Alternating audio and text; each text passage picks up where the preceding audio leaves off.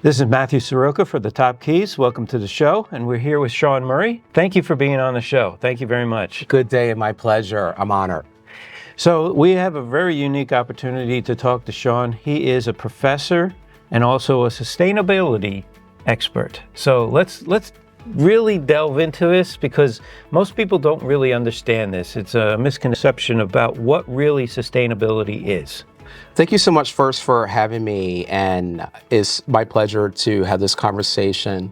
So sustainability is not as complex as most professionals and individuals think it actually is. When we normally think about overall sustainability, most of us have a connection to the environmental pillar and trees and nature and many of those components. But sustainability has three unique segments, which makes it very, very interesting, and why I became a sustainable scientist and why I focus on destination planning and management from a travel and tourism perspective. So we first have our environmental pillar, which is going to be anything dealing with nature and ecosystems and climate change. We have the social pillar that focuses on connections between people and human beings and human resources, many of those components. And what I believe is the most important pillar within sustainability is economics. You can't do anything without the financing, the asset management, the revenue management, and this economic pillar really pulls together the concept of sustainability. Okay, so let's take a little step back because I really like to know your journey. Also your success in the industry as a professor and as an expert in the field. What made you get into this? That's a great question, one I get asked very often. When I was young, I think maybe middle school or high school, I just had a passion for helping people, and I love hospitality. My mother and my siblings are all in education. My dad was a restaurant owner and operator, and I just had a love for the industry. And I figured out very quickly after graduating from Johnson Wales University that a big part of hospitality, whether it's back of the house with culinary and baking and pastry arts, or in the front of the house with operations or finance or accounting or overall management, is really about teaching. And I went back to school, a few years launching my career, and I got a second degree to become a teacher and sort of launched this career in education. Have you ever worked in hotel? I have. I've worked for many, many years in luxury hotels. I worked for Capital Grille when they were a very small baby franchise in the late 90s. I did several internships and experiences with firms such as Ritz-Carlton Hotels. I also worked for and owned restaurants in the past, all luxury, fine dining, and private clubs. So my background is in food and beverage operations and marketing, overall leadership. Well, that's actually very unique because most of professors maybe teach but don't do. You did, and now you're teaching. So that's very unique. Thank you. So let's go a little more deep into what you do on a day-to-day basis, month to month. What universities are you working with? So currently right now, I founded about 7 years ago a tourism and hospitality management program at Montgomery County Community College, located outside of Philadelphia. Okay, yes. Awesome. City Philly. of brotherly love, yes. And the birthplace of the United States 250 years ago. Very exciting time in the Philadelphia region. And I also get to have a footprint here in South Florida at Florida International University in the Chaplain School of Hospitality and Tourism Management. So I sort of have a footprint in the Philadelphia region, I have a really nice footprint here in South Florida, and developing footprint in the Dominican Republic also. So I guess during the winter months, you're like, well, you know what? I need to study sustainability and hotel and industry down in Florida. So you come down here during the winter. I will take your offer on that. I love that. So what are you working on right now? That's a great question. My second book. I'm writing a second book that is focused on professional love and empathy and trust and how all those subjects sort of correspond together. You know, I really believe that love is in all facets and aspects of our lives, except at work. And my passion is to, how do you create ecosystems? How do you create environments that are trust and love based? And the same sorts of relationships, I can't speak for you, but for myself, my community growing up, my family, my friends, even romantic partners, those sorts of trust and love-based relationships. I really believe we can have them at work. And I really believe that it will inspire us to be the best versions of ourselves and connect to our passions and our why.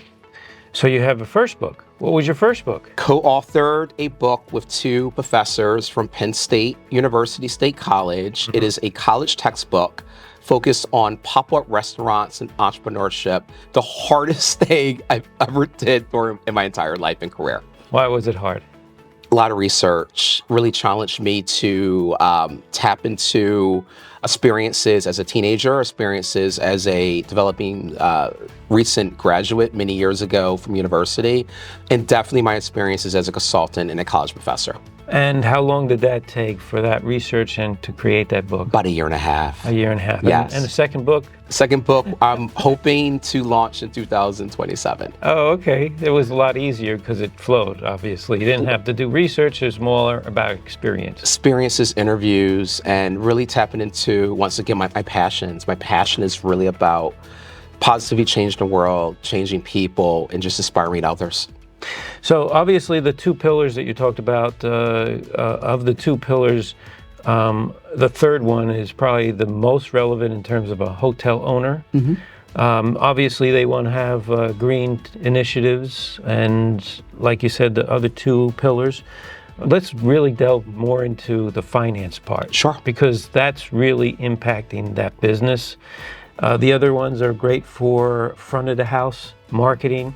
Of course, giving the culture right now is important to, make sure you're following proper standards. But let's talk about the numbers, because that's what most hotel owners want to talk about. What are you doing in sustainability with economics and hospitality?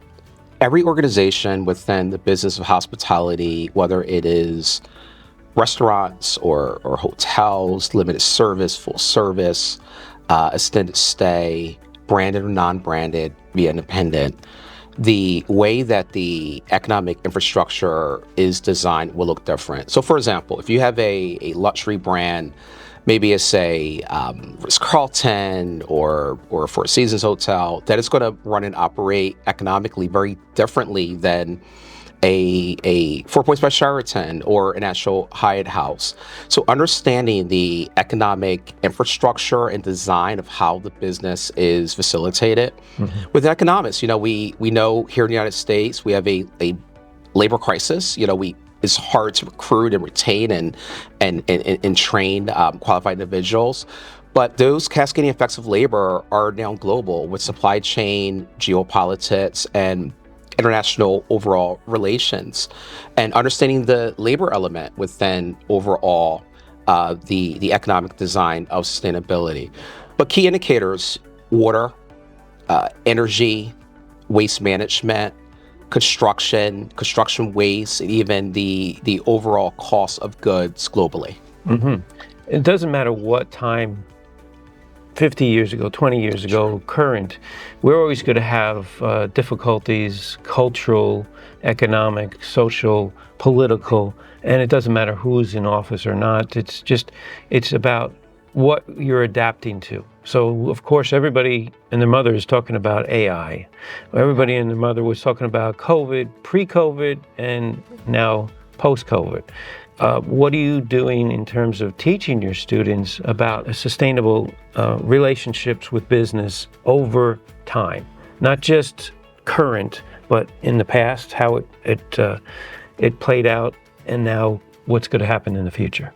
For most students, sustainability will be a more newer concept, and it's really about understanding the environment and ecosystem of technology, artificial intelligence, and finance, and how those areas correspond and cascade together. Understanding venture capitalists, understanding the interconnectedness of the 7 to 10 largest firms or organizations in the United States that are, we look at the S&P or the Dow, those large technology-based businesses that, quite frankly, aren't even around 15 to 30 years ago, and how they impact the actual market that has so many connections. So I think it's really having a really solid finance and accounting basic background to really understand terminology and concepts, whether it's RevPAR, revenue per available room, or gross operating procedures or average daily rate. I think having a really basic business accounting background connects the dots to sustainability and that overall economic pillar. Anything else you'd like to express or talk about today?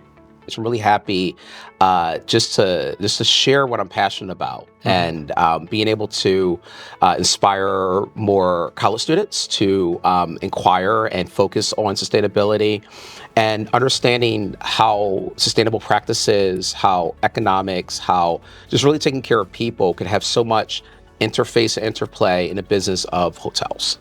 Okay. So how do you get in touch with your organization? How if I'm a student, how would I get in touch with you? Because I have the same passion that you're expressing.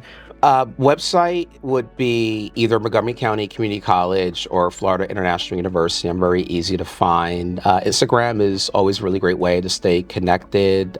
Professor, spelled out Professor, Shawn, SHAWN, Andre, ANDRE.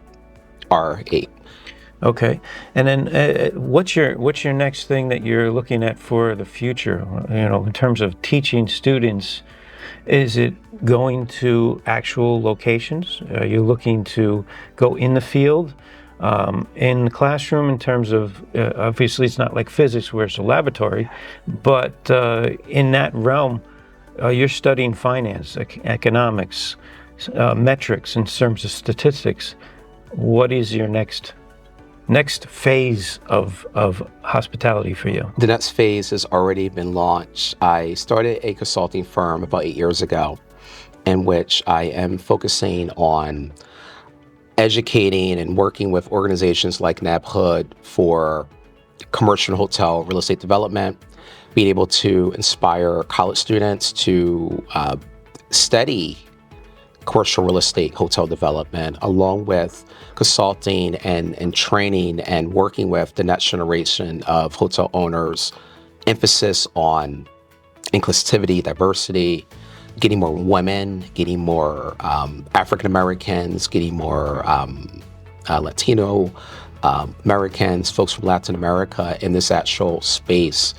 I also launched an executive leadership certificate that I am focused here in the United States, but was able to produce a program in South Africa last year. Also looking at this year, expanding that footprint into the Dominican Republic.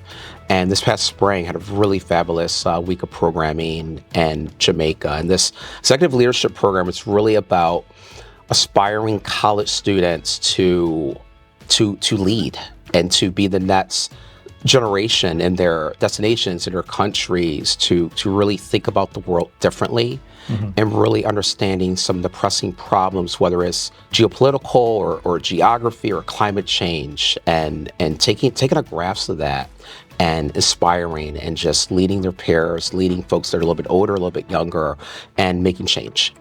So one thing that's great about hospitality, it doesn't matter what background you are, what culture, race, religion, everybody is welcome. And what's really nice about what you've told me in the past is that you go across all realms of types of people, backgrounds. What can you say to the younger generation to inspire them, not only into hospitality, but just in terms of going into business, whether it be working for a company or working for yourself? Is there any inspiring words you can give them? Be a student of history, understand what has happened. And I'm not even talking about what happened 400 or 1,000 years ago. Just your own generation or the generation of your parents or grandparents, what transpired, what happened, learning from those mistakes. Working for a large firm right out of college, university is critically important, and you're really seeking out environments that you can be mentored professionally, and that senior leaders are taking a personal interest in your overall development. Thank you for being on the show, Shawn. It was a real My pleasure. pleasure. Thank you. And this has been Matthew Soroka for the Top Keys. Thank you.